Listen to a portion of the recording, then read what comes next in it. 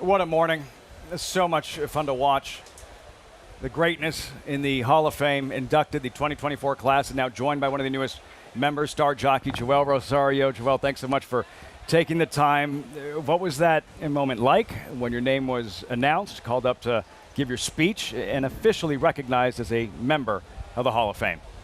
Oh, thank you. Thanks, you guys, for having me here. It was very emotional for me, and when I remember Ron telling me I was gonna, nominated to be in the Hall, I'm in the Hall of Fame. I was like, oh, really? Wow!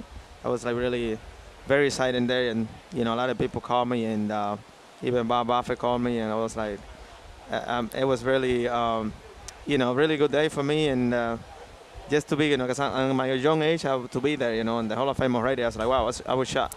Yeah. Just hearing it, Hall of Famer, Joel Rosario. What goes through your mind? A lot of hard work, a lot of people that really support me and my whole entire career that I've been riding, and I cannot thank enough to all of them. Like starting with the trainers, owners, and other people work at the barn. Everybody that I met to the race, just I meet a lot of great people, in the sport, and it's very Hall of Fame. I was like, oh wow, that's like, big deal. So, I'm very proud, and also very proud, come from Dominican Republic. It's not a lot of jockeys that come from Dominican Republic. I'm the first one to be in the Hall of Fame, and I'm more proud of that. And hopefully, more jockeys from Dominican Republic, from now on, they become, and they want to be, a rider, and then, being a jockey, and then, hopefully being in the Hall of Fame like me.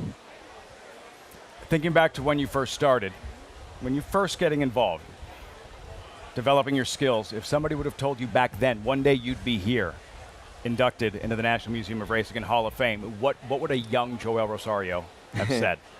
I'd probably say no. I was like, I used to watch racing when I got to the race at a young age, and then watching the race, I remember in ESPN and stuff like that, and watching the Kentucky Derby, the Breeders' Cup, and see a lot of riders.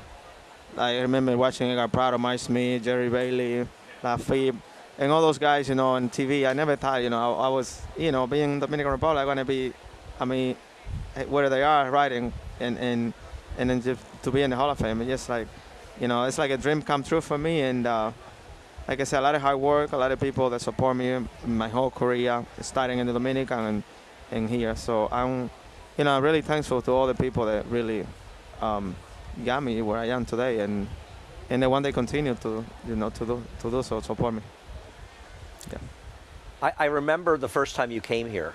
I believe it was 2011 to ride Blind Luck in the Alabama, and I'd heard so much about you in California, but I'm like, yeah, whatever, this guy's in California, and you won with Blind Luck, and that was your first experience in Saratoga, right? It was, yeah. I remember that she won the Alabama. You did? And you too. Yeah. So that was a good, very good memory. I remember Bob Buffett telling me that, this is a historical place, the Saratoga. So, I wasn't know. I was at my young age at that time. I know I watched a lot of racing, stuff like that, but I was not, but, and then as the year going by, over the time, I really, realized that, how important this was. What made you decide to move your tack to New York?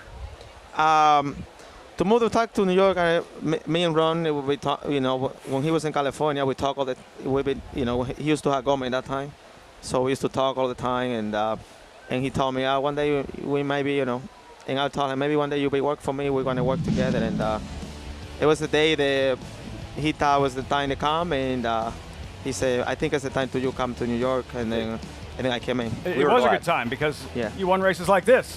What do you remember that moment, winning at Travers, checking the rearview mirror, nobody coming, taking down that Midsummer Derby with Epicenter? Yeah, it was a very good moment, and thanks to Ron Winch and Steers Music and all the people that that gave me the ride in that horse. Really good, unbelievable horse, very nice horse. There's no guarantee. You guys were just discussing the move, like Flavien Prat coming from California to New York. No guarantee that you're going to have that same kind of success. So upon arriving and riding with this colony, as competitive as it is here, what do you remember most about competing, specifically here at Saratoga, your first full summer at Saratoga? Yeah, a lot of memories, a lot of, you know, all the riders in the room and stuff like that. You know, I come in as a new, just you want to be, you know, in the race and aggressive. But you know, I get along with a lot, all the riders and everybody. You know, so just trying to get along. And I remember Rajiv when he was riding, you know, that time. And yeah, I mean, it's amazing. Just to be around all the great riders like they are here. I want to bring up one of the funniest moments that I have with you, because Andy brought up blind luck. So we were out in Kentucky for the Derby and Oaks weekend, and Joel was riding blind luck, and he's just coming from polytrack races in California. That's where he's based, and he's going out to ride this deep closer on a wet track, and he's going by me with 2 goggles on, and I stop him. I said, Joel, what are you doing? You need more goggles, you know. He goes, nah, I'm okay. And so he goes, he rides the race, he's behind, he's coming, he had to pull the goggles down, and he goes out, he wins the race.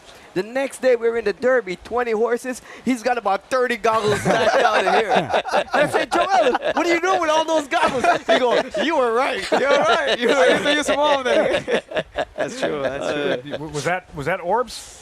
No, No, that that was was Animal Okay, Kingdom. well, That was it's Animal a good Kingdom thing you service. had a lot of Yeah, goggles for Orb as well in 2013. Yes. Your first Derby win with Orb, and certainly a highlight in that being that the race for every jockey on the planet, essentially. Here it is.